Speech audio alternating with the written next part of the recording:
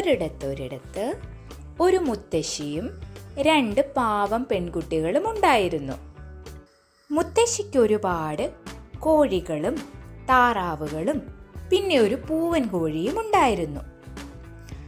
പെൺകുട്ടികൾ പക്ഷികളെ പരിപാലിച്ചും നൂൽ നെയ്തുമാണ് ഉപജീവനമാർഗം കണ്ടെത്തിയത്.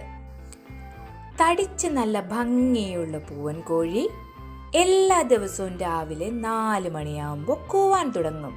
കൊക്കരക്കോ കോ. ഇത് കേട്ട ഉടനെ മുത്തശ്ശി വന്ന് പെൺകുട്ടികളെ എഴുന്നേൽപ്പിക്കും.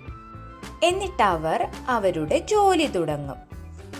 എന്നാൽ പെൺകുട്ടികൾക്കാകട്ടെ കുറച്ചു നേരം കൂടി കിടന്നുറങ്ങണമെന്നായിരുന്നു ആഗ്രഹം.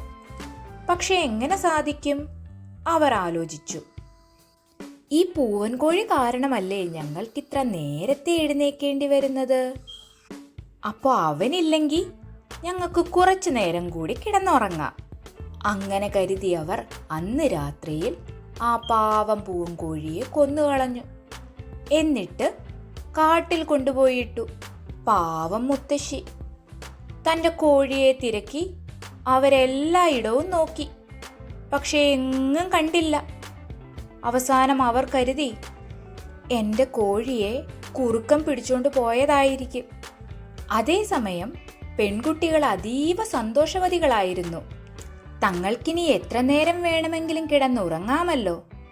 അങ്ങനെ ചിന്തിച്ച് അവർ ഉറങ്ങാൻ വേണ്ടി പോയി. എന്നാലോ പാതിരാത്രി കഴിഞ്ഞപ്പോൾ മുത്തശ്ശി അവരെ വിളിച്ചുണർത്തി. എന്നിട്ട് പറഞ്ഞു, എഴുന്നേക്കൂ കുട്ടികളെ, ഇനി കിടന്നുറങ്ങണ്ട.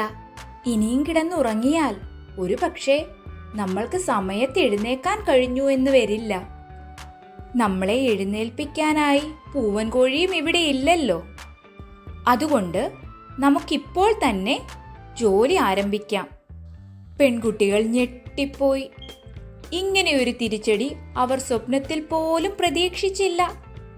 പൂവൻ കോഴി ഉണ്ടായിരുന്നപ്പോൾ അവർക്ക് 4 മണിവരെയെങ്കിലും കിടന്നുറങ്ങാമായിരുന്നു. ഇതിപ്പോൾ രാത്രി മുതലേ ജോലി ആരംഭിക്കേണ്ടി വന്നല്ലോ. തങ്ങൾ ചെയ്ത തെറ്റിനെ ആലോചിച്ച് അവർ പശ്ചാത്തപിച്ചു.